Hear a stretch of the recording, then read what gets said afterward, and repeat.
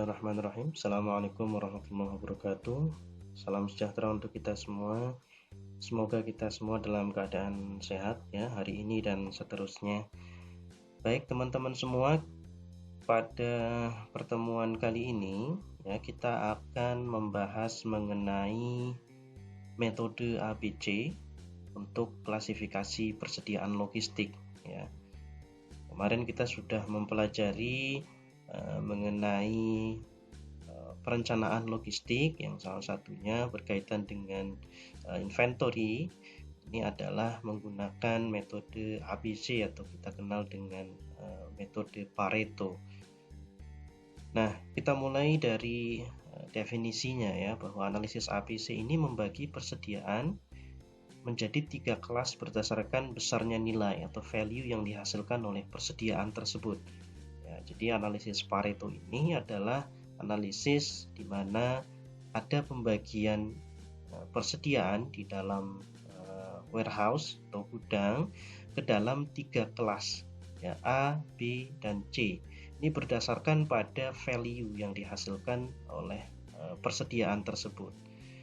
Kemudian analisis ABC ini merupakan aplikasi persediaan yang menggunakan prinsip Pareto. Ya, kemarin kita sudah membahas apa itu hukum Pareto.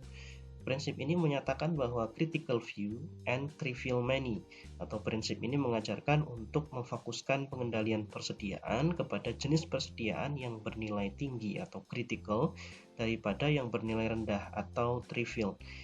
Ya, jadi nanti akan diklasifikasikan kelas berdasarkan value ya, dari yang paling tinggi sampai ke yang paling rendah.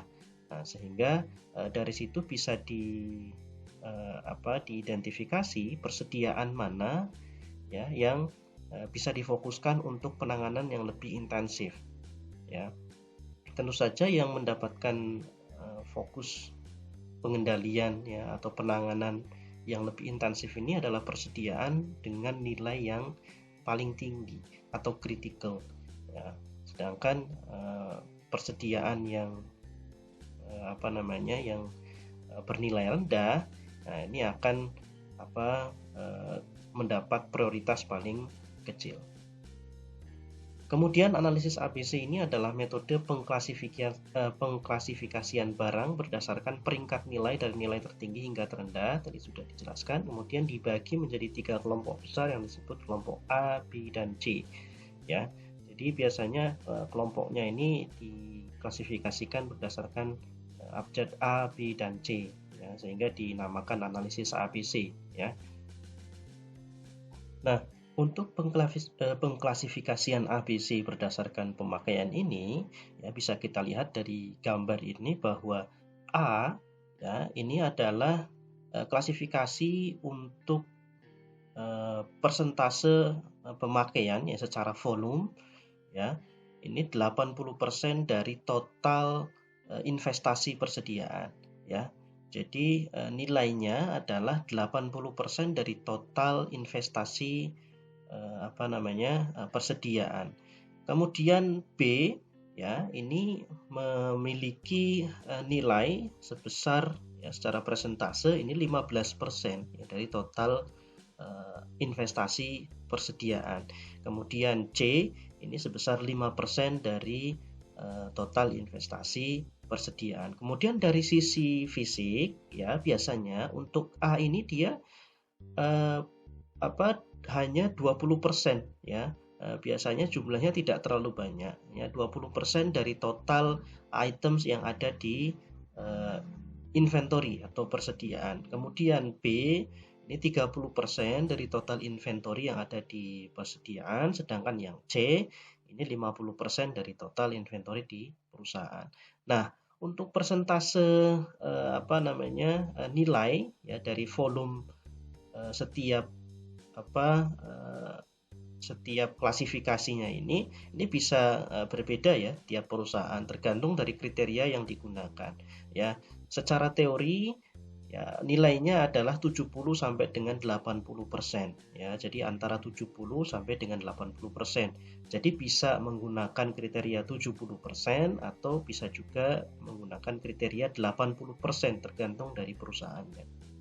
Ya, tetapi dari sisi fisik ya, persentase items biasanya ya ini ya 20%, kemudian 30% dan 50%. Ya, sehingga bisa kita sederhanakan bahwa klasifikasi atau kriteria A ini adalah barang-barang yang punya nilai paling mahal di antara yang lain ya, dari barang-barang yang ada di dalam persediaan di gudang. Ya, kemudian B ini bisa kita klasifikasikan sebagai barang-barang yang cukup mahal. Kemudian yang C ini adalah barang yang klasifikasinya murah. Sehingga dari klasifikasi ini bisa kita tentukan ya prioritas penanganan dari barang yang ada di dalam persediaan atau gudang. Ya. Jadi analisis ABC ini bisa menentukan skala prioritas penanganan di dalam inventory management ya, di dalam aktivitas gudang. Nah, manfaat dari klasifikasi ABC ini ya, ini berkaitan dengan cycle counting ya. Jadi frekuensi penghitungan persediaan. Tentu saja untuk barang-barang dengan nilai yang tinggi tadi, yang mahal tadi, akan punya frekuensi penanganan atau penghitungan persediaan cycle counting ya, stok opnam yang lebih intensif daripada yang lain. Kemudian dari sisi keamanan ini bisa berkaitan dengan safety stock dan fisik ya. Safety stock ini maksudnya adalah ketersediaan barang tersebut tentu saja akan berbeda ya perlakuannya dengan barang yang nilainya lebih kecil. Kemudian prioritas pembelian, hubungan dengan vendor juga berkaitan dengan dengan nilai barang di dalam persediaan. Tentu saja akan ada perbedaan ya berkaitan dengan prioritas pembelian atau pengadaan dari barang yang sudah diklasifikasikan A, B, dan C tersebut. Ya, barang-barang dengan klasifikasi atau nilai nilai pemakaian yang tinggi, persentase yang tinggi, tentu saja akan mendapat prioritas yang lebih. Kemudian dari prioritas rekayasa atau perbaikan, tentu saja untuk barang-barang dengan nilai yang tinggi ini akan punya prioritas ya di dalam rekayasa atau perbaikan ya. Jadi penanganannya tentu akan lebih intensif begitu, karena dia punya nilai investasi yang cukup tinggi ya, tinggi dan cukup tinggi ya, sehingga ketika barang itu tidak ditangani dengan baik ya, berkaitan dengan kondisi racking misalkan di dalam gudang, kemudian penanganan suhu dan seterusnya ya, tentu saja akan ya bisa merugikan perusahaan ketika terjadi hal-hal yang tidak diinginkan. Sehingga dari sisi rekayasa perbaikan ini juga pastinya akan mendapat prioritas yang paling utama. Oke, selanjutnya kita langsung masuk pada contoh kasus ya. Kita akan coba untuk mensimulasikan bagaimana penghitungan metode ABC ini. Ya, sebuah perusahaan jasa pergudangan memiliki data persediaan di dalam gudang sebagai berikut. Bisa kita lihat dari tabel ini ya. Kolom 1 itu adalah nomor item. Ya, biasanya di dalam barang-barang itu ada nomor itemnya. Ini saya contohkan saja ya. Nomor itemnya ini HND 191 dan seterusnya sampai dengan HND 120 ya. Nomor item ini tergantung dari item apa, dan setiap inventory ini berbeda ya untuk penomoran itemnya. Kita contohkan saja nomornya seperti itu. Kemudian ada kebutuhan atau unit dipakai, ini pemakaian unit per bulan. Nah, untuk kolom 2 ini bisa berbeda ya. Ada yang ditentukan per bulan, ada yang per tahun ya, tergantung dari perusahaannya. Biasanya untuk jasa pergudangan ini punya sekuensi waktu yang lebih pendek ya, biasanya bulan ya, karena di dalam usaha atau jasa pergudangan ini perlu adanya mekanisme kontrol yang lebih intensif ya, lebih sering ya, untuk melihat kondisi barang dan seterusnya. Dan cycle count juga biasanya dilakukan setiap bulan atau sesering mungkin ya cycle count itu dilakukan untuk memastikan bahwa ketersediaan barang di dalam gudang, kemudian untuk melihat kondisi barang di dalam gudang dan seterusnya. Sehingga biasanya untuk sekuensi waktunya ini lebih cepat ya per bulan. Kemudian ada harga setiap unitnya, ini dalam ribuan per unit. Ya, kolom 3 ini berisi harga setiap unitnya ya. Nah, kemudian dari data ini ditanyakan bahwa dengan metode Pareto, tentukan 10 item persediaan tersebut ke dalam kelas A, B, dan C. Ya. Jadi dari data yang sudah ada dari tabel ini, dengan menggunakan metode Pareto, bagaimana klasifikasi persediaan ini berdasarkan kriteria A, B, C tadi. Ya. Nah, kita lihat langkah penyelesaiannya. Yang pertama adalah dari tabel tadi, ya, kita lakukan pengalian antara kolom 2 dan kolom 3 untuk mendapatkan nilai di kolom 4. Bisa kita lihat dari tabel ini ya, kolom 2 ya ini dikalikan dengan kolom 3. Kolom 2 ini adalah kebutuhan atau unit dipakai ya, pemakaian unit per bulan. Kemudian kolom 3 ini harga. Ya, bisa kita lihat ya nilainya ya ini ya. Nah, untuk item atau barang HND 191 ini nilainya adalah 48.000 ya, atau 48 juta ya kalau kita konversikan dalam juta ya. Kemudian barang selanjutnya HND 192 ini nilainya 80 juta dan seterusnya sampai dengan barang HND 120. Kita dapatkan nilai antara pengkalian ya, pemakaian unit per bulan dengan harga per unitnya. Sehingga bisa kita dapatkan nilai pada kolom 4 ini. Kemudian langkah berikutnya adalah urutkan dari nilai terbesar ke nilai terkecil dari kolom 4 ya. Nah, kita sudah dapatkan tadi ya nilai pengkalian antara pemakaian per unit per bulan dengan harganya di kolom 4. Nah, selanjutnya adalah kita urutkan kolom 4 ini dari yang terbesar ke yang terkecil. Nah, ini adalah step yang penting ya, jangan sampai salah. Ya, jadi harus diurutkan terlebih dahulu dari nilai yang terbesar ke nilai yang terkecil. Ya, bisa kita lihat dari data sebelumnya bahwa ya ini adalah hasilnya ya. Jadi yang paling besar adalah HND 199, ini nilainya 500 juta ya. Kemudian seterusnya sampai dengan HND 120 dengan nilai 10 juta ya. Kemudian selanjutnya setelah kita urutkan dari nilai terbesar ke nilai terkecil di kolom 4 ya, selanjutnya adalah hitung nilai kumulatif rupiah dari kolom 4 ke kolom 5 dan persentase kumulatif pada kolom 6. Kemudian tentukan kelas berdasarkan kriteria. Nah, ini sudah langkah terakhir yang bisa kita lakukan. Ya, bisa kita lihat dari tabel ini ya. Nah, ini adalah nilai kumulatif rupiahnya, kemudian nilai kumulatif persentasenya. Ya, kita bisa lihat di kolom 4 ya. Nah, ini di kumulatifkan ya nilainya ya. Nah, ini pertama 808.500, kemudian selanjutnya 1.302.500. Ini dapat dari mana? Ya, ini kumulatifnya ya. 808.500 ditambah dengan 494. Ya, ini hasilnya ini. Ya, kemudian seterusnya ya 1.302.500 ditambah 150.000, hasilnya ini 452.500. Kemudian 142.500 ditambah 144, hasilnya ini, dan seterusnya sampai dengan kumulatif terakhir ya.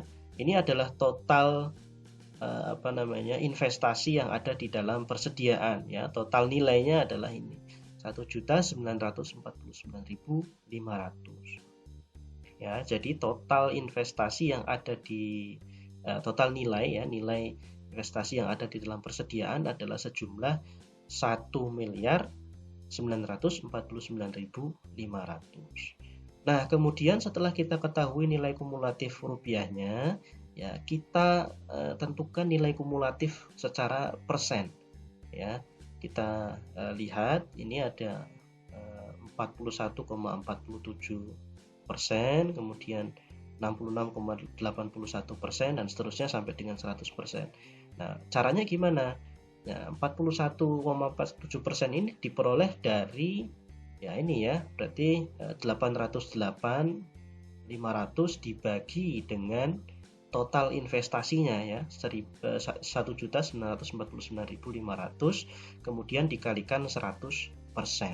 Ya, hasilnya 41,47%.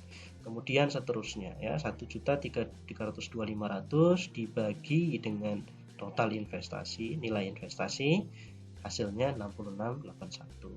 Kemudian 1452 dibagi total nilai investasi, hasilnya sekian. Seterusnya sampai dengan terakhir ya, 1.949.500 dibagi ya ini 1.949.500 ya total investasinya dengan nilainya 100%.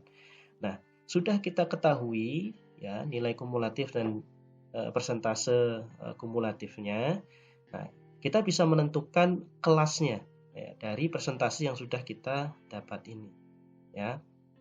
Hasilnya adalah bisa kita lihat bahwa untuk kelas A ini ada 2 ya. Ini ada 2 items, kemudian kelas B ini ada 3 items, kemudian kelas C ada 5 items.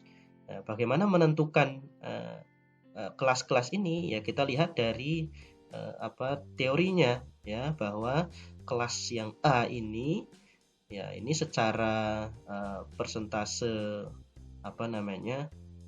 volume pemakaian, nilai investasinya adalah 70% ya. Kita gunakan kriteria 70% ya untuk kasus ini ya, sehingga bisa kita peroleh hasil bahwa untuk A ini ada 2 item ya.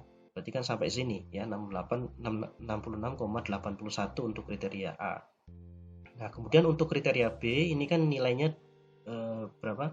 20% ya, dari 70 sampai dengan 90 ya kan, berarti 74 dari sini sampai dengan 8728 ini kelas B.